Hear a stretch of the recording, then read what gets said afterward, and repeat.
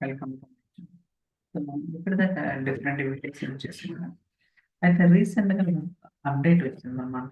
ఏంటంటే update, so notebooks like TSQL notebooks కావచ్చు, PySpark notebooks కావచ్చు, లేదా పైథాన్ నోట్‌బుక్స్ కావచ్చు. మనం వాటిలో వర్షన్ హిస్టరీ అనేది చెక్ చేసుకోవచ్చు.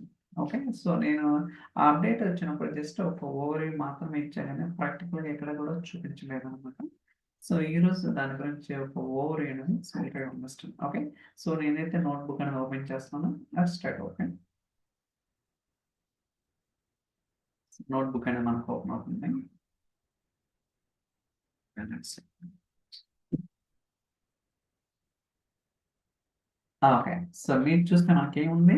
కామెంట్స్, హిస్టరీ, డెవలప్, షేర్ ఇలా మనకి కొన్ని ట్యాబ్స్ ఉన్నాయి కదా! సో మనం ఈరోజు దేని గురించి మాట్లాడుతున్నాం అంటే హిస్టరీ గురించి. ఓకే. సో ఇది ఓపెన్ చేద్దాం. ఫస్ట్ అసలు ఏముంది? సో నేను ఫ్రెష్‌గా నోట్‌బుక్ అనేది ఓపెన్ చేశాననమాట. చూద్దాం ఏముందో హిస్టరీ. ఓకే. సో మీరు చూస్తే current, so system generated version వస్తుందన్నమాట. సో కరెంట్ వచ్చేసరికి ఇది, అదే సిస్టమ్ జనరేటెడ్ వర్షన్ వచ్చేసరికి ఇదనమాట. సో మీరు చూడొచ్చు, దీని మీద క్లిక్ చేస్తే మనం కరెంట్ వర్షన్‌కి ఏదైతే సిస్టమ్ జనరేట్ చేసిందో ఆ వర్షన్‌కి కంపారిజన్ అనేది చేయొచ్చు. మీరు అబ్జర్వ్ చేస్తే అఫ్‌కోర్స్ మనం ఇంకా ఏం చేయలేదు కాబట్టి there is no difference at all. Okay. So అయితే so as per my understanding, okay, నాకు తెలిసిన ప్రకారంగా ప్రతి 5 నిమిషాలకు ఒకసారి ఒక సో సిస్టమ్ జనరేటర్ వర్షన్ అయితే జనరేట్ అవుతుంది. ఓకే. సో ఇప్పుడు 554 కదా! ఓకే. సో 559 కానీ ఓ 2 మినిట్స్ ఒక్కోసారి నేను మోస్ట్‌లీ అబ్జర్వ్ చేసిన ప్రకారం ఏంటంటే ప్రతి 5 నిమిషాలకు ఒకసారి ఒక వర్షన్ అనేది జనరేట్ అవుతుంది. చూద్దాం అసలకి. ఇక్కడ సో డిక్లేర్ కొన్ని వేరియబుల్స్ డిక్లేర్ చేస్తున్నాం. మనకి కాన్సెప్ట్ ఇంపార్టెంట్. అంతేగాని ఇక్కడ పెద్ద క్వెరీ రాసామా, చిన్న క్వెరీ రాసామా డజంట్ మ్యాటర్. ఓకే. సో చాలా మంది అది తెలియక ఇదేదో చేస్తుంటారు. ఫస్ట్ కాన్సెప్ట్ అర్థం చేసుకోవడం ట్రై చేయండి. అది ఏదైనా సరే. So EMP ID as employee ID. Okay. So నేను ఇక్కడ ఒక వేరియబుల్ డిక్లేర్ చేశాను. అలానే ఒక వాల్యూ అసైన్ చేశాను. దాన్ని సెలెక్ట్ చేస్తున్నాను. రైట్. ఓకే. సో మనకి ఎగ్జిక్యూషన్ జరుగుతుంది. చూసారు కదా! అవుట్‌పుట్ వచ్చింది. అలానే ఇంకొక 2 వేరియబుల్స్ కూడా డిక్లేర్ చేస్తాం. Declare so EMP name can so and ఇక్కడ వాల్యూ కదా! So enter test. Okay. And declare so EMP salary ఇంట్.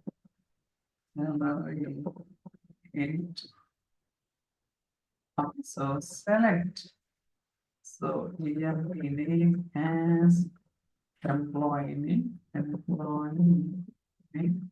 comma, so EMP salary as employee. Okay, right or wrong? చూసారు కదా! సో మనకి ఇక్కడ 2 వేరియబుల్స్ డిఫైన్ చేశాను. అలానే వాటిని సో డిస్ప్లే కూడా చేస్తాను.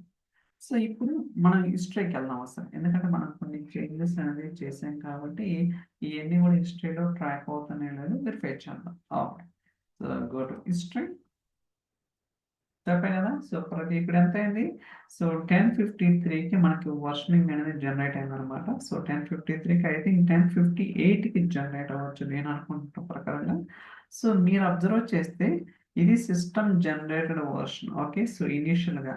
కాకపోతే ఇది కరెంట్ వర్షన్. మీరు అబ్జర్వ్ చేయాలి. కరెంట్ వర్షన్ ఏంటి? సో ఒక వేరియబుల్ డిక్లేర్ చేసిన ఇది ఒక సెల్, ఇది ఒక సెల్. ఓకే. సో ఇలా మీరు కంపారిజన్ అనేది చేసుకోవచ్చనమాట. కాకపోతే 58కి మనకి ఇంకొక వర్షనింగ్ జనరేట్ అవుతుందనమాట. అప్పుడేంటంటే కొన్ని చేంజెస్ చేసి so we can do something. Okay. So ఒక 1 ½ మినిట్ అయితే ఇంకొక 1 మినిట్ అయితే వెయిట్ చేయాలి. Let's wait. యాహ్! కావాలంటే ఏదన్నా ఈ సో మార్క్‌డౌన్ అలాంటివి ఇంప్లిమెంట్ చేద్దాం at least. Okay. So markdown. So this is just for demo purpose. Alright, so that's it. So చూడొచ్చు. So this is just for demo purpose. ఇలా మనం రకరకాల ఈవెన్ టేబుల్స్ కావచ్చు, పెద్ద పెద్ద సీక్వెల్ క్వెరీస్ ఏదైనా రాసుకోవడానికి అవకాశం అయితే ఉంది. Okay. Okay. So let me check. ఇంకా కరెక్ట్ రాలేదు వర్షన్. ఓకే. సో 58 అయింది కదా, so might be it has to come. ఇంకా ఐ థింక్ మేము 59కి వస్తుందా ఏంటనేది చూడాలి.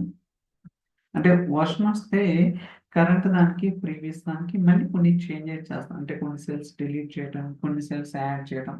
సో దట్ ఓకే, ప్రీవియస్ దానికి కరెంట్ దానికి ఏంటి డిఫరెన్స్, వాటిని ఎలా రిప్లికేట్ చేయాలి ఏంటని ప్రాక్టికల్గా మీరు చూపించడానికి అవకాశం ఉంటుంది అనేది నా ఇంటెన్షన్ అనమాట. అంతకుమించి ఏం లేదు. ఓకే.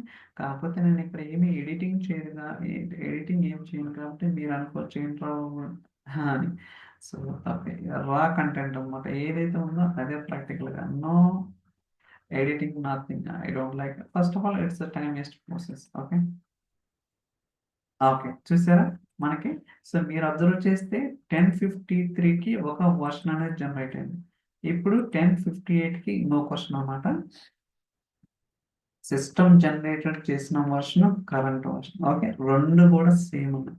గుర్తుంచుకోండి, ఇది 1053కి టైం స్టాంప్ కూడా చూడొచ్చు, ఇది 1058. కాకపోతే ఇక్కడ రెండు సేమ్ ఎందుకు ఉన్నాయంటే కరెంట్ వర్షన్ ఏదైతే సిస్టమ్ జనరేట్ చేసిన వర్షన్ రెండు కూడా సేమ్ ఉన్నాయి కాబట్టి మీకు పెద్ద డిఫరెన్స్ అనేది లేదు. ఇప్పుడు నేనేం చేస్తానంటే కొన్ని డిలీట్ చేస్తాను. Okay. So let me try to delete. Okay, ఒక సెల్ డిలీట్ చేశాను అండ్ ఇక్కడ ఒక టేబుల్ క్రియేట్ చేస్తాను. Create table. So EMP salary. Okay. Something పేరు మారుతాను. Okay. So EMP ID int. So EMP name varchar.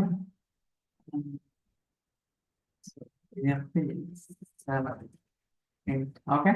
So five to create ఒక table create చేస్తున్నాను. Okay. So table కూడా క్రియేట్ అయింది. అలానే ఇంకో సెల్ క్రియేట్ చేస్తున్నాను. Declare. So employee. So price int equal to select emp price as employee price. Okay, run చేద్దాం.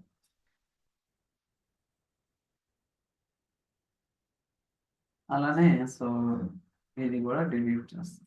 I don't. Okay. So ఇలా నేనేంటంటే సో కొన్ని చేంజెస్ అని చేశాను అనమాట. అంటే ఒక సెల్ డిలీట్ చేసిన, ఒక మార్క్ డౌన్ డిలీట్ చేసిన, అలానే రెండు సెల్స్ యాడ్ చేసాను. ఇప్పుడు మనం కంపారిజన్ చేసుకుంటే ఎలా ఉన్నాయి ఏంటనే చెక్ చేద్దాం. సో హిస్టరీకి వెళ్తున్నాను. ఓకే. సో ఇప్పుడు చూడండి, మీరు అబ్జర్వ్ చేయండి. సో మీరు కావాలనుకుంటే దీన్ని సో ఎక్స్పాండ్ కొలాబ్ చేసుకోవచ్చు అనమాట. మీకు ఇన్ కేసు ఒక స్పేస్ కావాలనుకుంటే. ఇది వచ్చేసరికి కరెంట్ వర్షన్, ఇది వచ్చేసరికి సిస్టమ్ జనరేట్ వర్షన్. మీకు టైం స్టాంప్ కూడా చూడొచ్చు అనమాట. కరెంట్ వర్షన్ ఎప్పుడు ఉంది, అలానే సిస్టమ్ ఎప్పుడు జనరేట్ చేసింది అంటే. ఓకే, ఈ రెండు కూడా సేమ్. కానీ ఇక్కడ అబ్జర్వ్ చేస్తే కరెంట్ వర్షన్లో ఇది ఉంది అండ్ ప్రీవియస్ వర్షన్లో లేదు. అవునా కదా. కరెంట్ వర్షన్లో ఉంది, ప్రీవియస్ వర్షన్ లేదు. అలానే ఇది కరెంట్ వర్షన్లో ఉంది అంటే కొత్తగా యాడ్ చేసినా మరి ప్రీవియస్ వర్షన్ లేదు. అదే ఈ రెండు సెల్స్ ఏదైతే ఉందో this is just for demo purpose అనేది ప్రీవియస్ వర్షన్లో ఉంది, కరెంట్ వర్షన్ ఉంది. ఇది కూడా ప్రీవియస్ వర్షన్లో ఉంది, కరెంట్ వర్షన్ లేదండి. సో ఇలా కంపారిజన్ చేసుకోవచ్చు. ఓకే. సో కంపారిజన్ చేసుకోవచ్చు. మరి దీనివల్ల ఉపయోగాలు ఏంటి అని మీకు డౌట్ రావచ్చు. ఉపయోగాలు ఏంటంటే ఫర్ ఎగ్జాంపుల్ నాకు కరెంట్ వర్షన్ ఉంది, ఏదైతే ప్రీవియస్ వర్షన్ ఉందో అది మాత్రమే కావాలి అనుకుంటే మనం రీస్టోర్ చేసుకోవచ్చు అనమాట. అంటే కరెంట్ వర్షన్ ఓవర్ రైట్ చేసుకోవచ్చు. ఇప్పుడు చూడండి, రీస్టోర్ అని ఉంది కదా, ఇక్కడ మనకి రెండు ఆప్షన్స్ ఉంటాయి. సేవ్ యాజ్ ఏ కాపీ ఉంటుంది, రీస్టోర్ ఉంటుంది. అంటే సపరేట్ నోట్బుక్ అనేది క్రియేట్ చేసుకోవచ్చు మీకు కావాలనుకుంటే. ఓకేనా. అంటే ఏదైతే సిస్టమ్ జనరేటెడ్ వర్షన్ ఉందో దాన్ని సపరేట్ నోట్బుక్గా తీసుకోవచ్చు, లేదా ఈ నోట్బుక్లోనే మీరు రీస్టోర్ కూడా చేసుకోవచ్చు. నేనైతే రీస్టోర్ చేస్తున్నాను. ఓకే. సో ఒక వార్నింగ్ సింబల్ అడుగుతుంది అనమాట. Yes, I want to restore. Okay, restore అయింది. ఈ నోట్బుక్ మళ్ళీ ఇక్కడ మనకు ఒక వార్నింగ్ వస్తుంది అనమాట. ఎస్ యూ చేంజెస్ అంటే ఏదైతే చేంజెస్ మీరు చేస్తారో అవి చూడాలనుకున్నారంటుంది. ఇప్పుడు ఎవరి వర్షన్ సేవ్డ్ వర్షన్ అనమాట.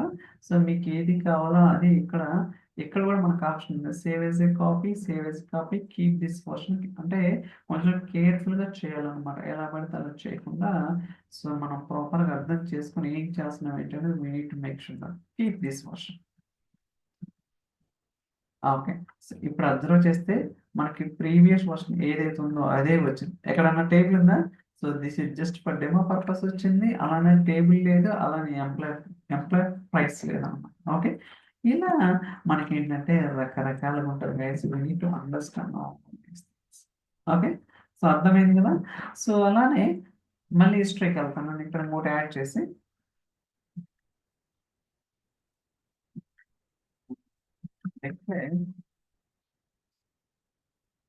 temp data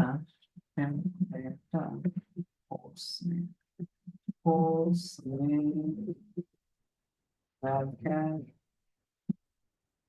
so is equal to max. So max select course name as select course execute చేస్తుంది. ఇప్పుడు ఇంకో సెల్ క్రియేట్ చేస్తాను.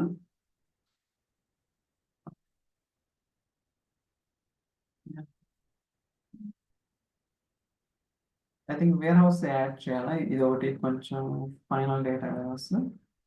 సో ఇక్కడ ఏంటంటే రీస్టోర్ చేసిన తర్వాత మీరు ఏదైతే వేర్ హౌస్ ఉందో దాన్ని మళ్ళీ యాడ్ చేయాలి గైస్. లేకపోతే మీకు ఎర్రర్ అయితే వస్తుంది అన్నమాట. ఇప్పుడు చూడండి మనకి ఎర్రర్ వచ్చింది. ఎందుకంటే ఇందాక మనం నోట్బుక్ ఓపెన్ చేయడంలోనే బై డిఫాల్ట్ గా ఆ particular Fabric data warehouse attach చేయాలి కదా ఇక్కడ. కానీ మీరు రీస్టోర్ చేసిన తర్వాత ఇది డిస్కనెక్ట్ అవుతుంది అన్నమాట. మళ్ళీ కనెక్ట్ చేసుకుని ఎగ్జిక్యూట్ చేస్తే మనకి ఎటువంటి ఇష్యూ రాదు. ఓకే. ఇది ఒక పాయింట్ మీరు నోటిఫ్ చేయాల్సి ఉంటుంది. మళ్ళీ హిస్టరీకి వెళ్తున్నాను. Okay. So go to hear. Okay. ఇప్పుడు చూడండి ఎన్నైనాయి. సో 11/2కి అండ్ 11/3కి అనమాట. సో 11/2 వచ్చేసరికి I think so current version. So okay. So 11/2కి ఓకే. సో మనం ఏదైతే ఇంపోర్ట్ చేసామో అదనమాట. అండ్ ఇది వచ్చేసరికి సో December 11 ఇది వచ్చేసరికి కొన్ని చేంజెస్ ఉన్నాయి. కొత్తగా నేను యాడ్ చేశాను. ఇది ఒకటి అండ్ ప్రీవియస్లో ఇది లేదనమాట, డిలీట్ అయింది.